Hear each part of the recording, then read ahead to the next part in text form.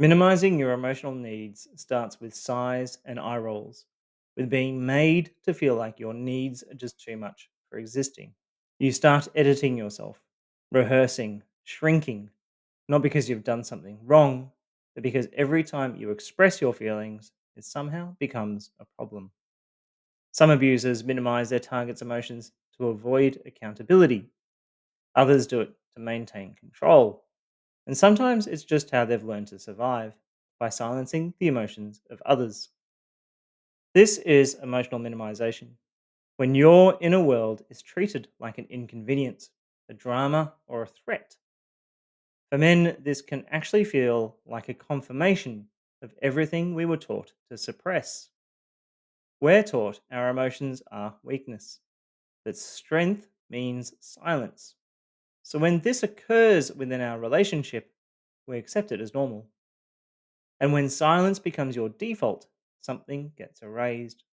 Not just your voice, but your emotional health and your sense of safety. In this episode, we're going to break down three specific ways emotional minimization shows up in abusive relationships and how it trains you to disappear. This is part of the blueprint of family violence against men, one of the only models that maps abuse tactics that impact men. And if this content is valuable to you, please like and subscribe. Your support helps make sure the voice of male victims of abuse is heard and understood. Let's dive in. Minimizing your emotional needs is a tactic designed to shut down your expression. It's not always loud. In fact, it's usually quiet, a scoff, a sigh, or a redirect. You share how you feel, and it's met with irritation, mockery, or silence. It may not be said outright, but the message is typically clear. Your feelings are a problem and not welcome here. And needing anything emotional makes you too much. Over time, you start to question whether your emotions are even valid. You second guess yourself. You recognize that expressing yourself will not be met with reception, so you edit your reactions before they've even spoken. Eventually, you stop asking for your needs to be met altogether, not because your emotional needs have gone, but because you've learned that having needs means being punished for them. Let's take a look at the three most common ways this abusive tactic shows up in toxic relationships. Let's start with the most common form of emotional minimization, that's dismissal. This is when your emotions are downplayed or treated like they don't matter.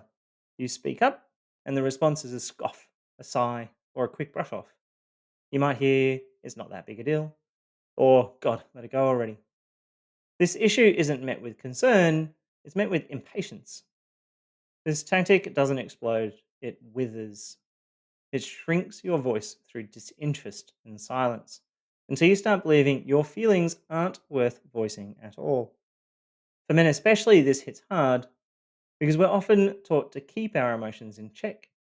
So when we do speak up, it's usually at a moment when it's considered, measured, and meaningful. And to have that moment dismissed, it teaches us not to speak at all. The next form of emotional minimization is invalidation. This is where your emotions are twisted into flaws. You say you're hurt and you're told you're being selfish. You express a concern and you're accused of being manipulative. You show sadness and it's labeled weakness. You show anger and it's labeled aggression. This form of minimization doesn't just deny your feelings, it rewrites them. It turns your emotional truth into evidence that something is wrong with you. What makes this so confusing is that it sounds like feedback, but it's not. It's an erasure. It's the slow training of your nervous system to distrust your own experience. And once that erosion takes hold, you stop expressing emotion. Not because it's gone, but because you've learned it will only be used against you. And the third type of emotional minimization is social devaluing. This is when your partner weaponizes cultural expectations of manhood to shame you for having emotions. You're told to man up, that men don't feel like this, that you're being too emotional, too sensitive, or acting like a woman. This isn't just a personal attack, it's a weaponization of gender roles. You're not being criticized for what you feel, You're being told that real men don't feel it at all. The emotional damage here runs deep.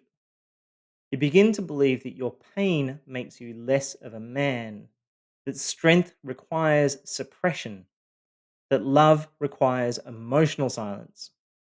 And when you've been told your whole life that men should just get on with it, this kind of manipulation doesn't even register as abuse.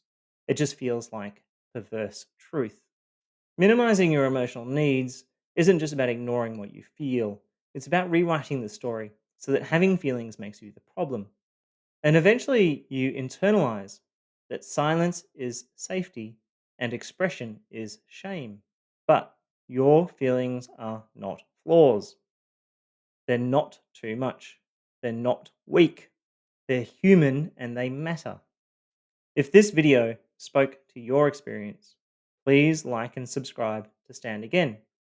Visit standagain.com.au to explore the full blueprint and learn how to move from survival to recovery to thriving. You're not broken. You're not the problem.